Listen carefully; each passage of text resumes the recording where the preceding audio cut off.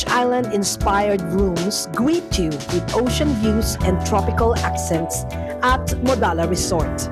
Located at the northwest side, at its very top of Panglao Island in Bohol, in the midst of a white sand horizon of over 15,000 square meters. MODALA Beach Resort boasts of 126 modern Filipino-themed rooms and Moadto Strip, a laid-back, upmarket urban-style mall by the sea.